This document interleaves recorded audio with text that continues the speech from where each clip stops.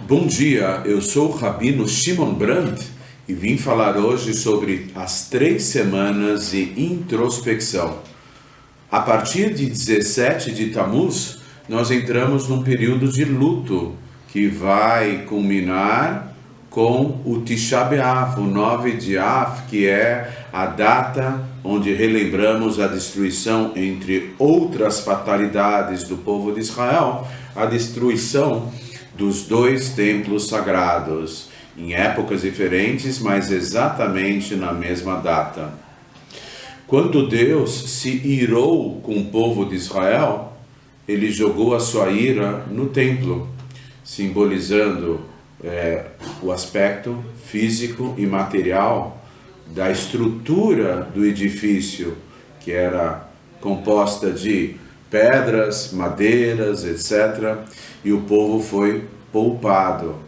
Por isso, por um lado, nós nos enlutamos pela perda do templo. O principal aspecto do templo era a presença divina que se revelava por meio de 10 milagres diários. E quando o templo foi destruído, foi o começo do exílio. O exílio da diáspora, da dispersão física e geográfica do povo de Israel pelos 4 ventos do mundo. Esse exílio não se reflete somente no aspecto físico, mas principalmente no aspecto espiritual. Deus, entre aspas, se ocultou um pouco mais do mundo. E ele também se colocou numa situação de, entre aspas, exílio. Particularmente, uma revelação específica de Deus chamada de Shekhinah, que significa a presença divina. Ela se encontrava revelada dentro do templo. Quando o povo de Israel foi disperso pelos 4 cantos do mundo, ele perdeu a sua unidade nacional e boa parte dos preceitos bíblicos da Torá, das mitzvot, podem ser cumpridos somente na terra de Israel com a presença do templo. Aliás, muitos desses preceitos eram práticas diárias e periódicas do próprio trabalho sagrado do templo, particularmente as oferendas e sacrifícios no altar do templo. Tudo isso nós perdemos com o início do exílio. Consta no Talmud que aquele que não presencia a reconstrução do templo em sua geração é como se tivesse participado e presenciado a destruição do templo nessa mesma geração. Em geral, existe uma orientação de que devemos nos restringir mais em relação ao espírito efusivo nesse período que é de maior introspecção. Pelas falhas do povo de Israel, o templo foi destruído, e igualmente como antídoto pelas qualidades e pelas virtudes do mesmo povo, ele haverá de ser reconstruído. O primeiro templo foi destruído pelas falhas de idolatria, homicídios e relações sexuais proibidas. O segundo templo, o pessoal era mais religioso. Não havia esse tipo de falha, mas houve uma falha pior ainda, que era a falta de amor ao próximo, era o ódio gratuito e injustificado. O egocentrismo pode fazer com que uma pessoa hostilize qualquer outra pessoa que não seja ela própria, devido ao amor próprio exacerbado, dentro de um orgulho prejudicial à pessoa e principalmente aquele que a cercam.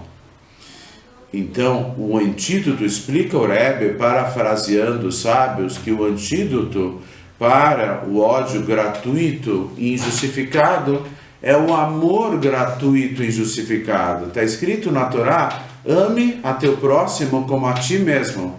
Qual é a medida, qual é a dosagem desse amor? Qual é o parâmetro referencial de comparação para praticarmos o preceito de amor ao próximo? Ama teu próximo como a ti mesmo. Mas nós estamos numa geração que devemos fazer sacrifícios, autossacrifícios pelo amor ao próximo, a tal ponto de termos que amar ao próximo muitas vezes mais do que a nós mesmos. Esse é o espírito de autossacrifício para fazer o bem para o próximo, para beneficiá-lo. E esse é o antídoto segundo o qual o templo será reconstruído por causa de um amor até as últimas consequências. Nesse período, um período, segundo outros círculos religiosos, de luto, mas há uma tradição racídica, como consta na Halahá, na lei judaica.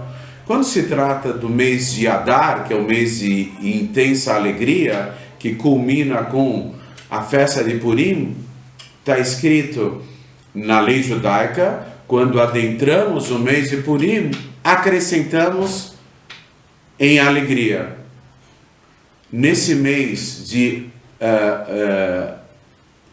no final de Tammuz, e particularmente na entrada do mês de Adar, no mês de Av, consta na Halahá, quando se adentra o mês de Av, então diminuímos em alegria. A tradição racídica põe uma vírgula nessa afirmativa da lei judaica.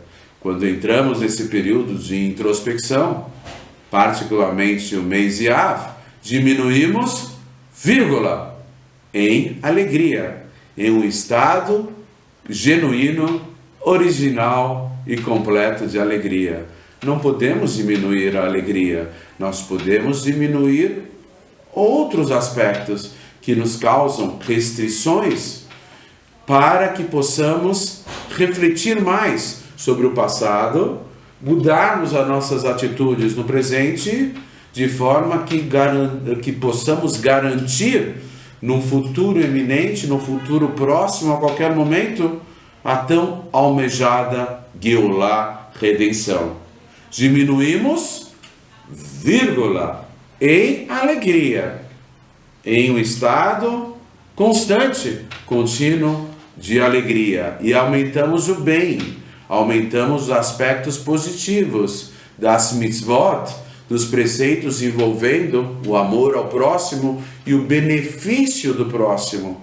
A melhor forma de demonstrarmos que amamos o próximo não é simplesmente com sentimento, com estado de espírito, mas com providências práticas, ao beneficiarmos, ajudarmos a solucionar os problemas da vida do próximo, facilitarmos a vida sofrida daqueles que nos rodeiam.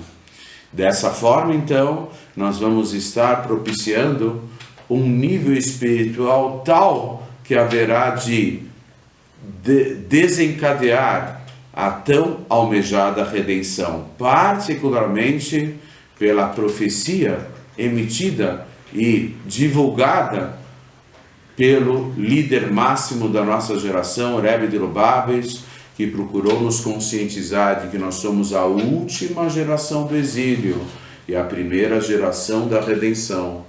E com atos de bondade e solidariedade humana, haveremos a qualquer momento presenciar a reconstrução do templo.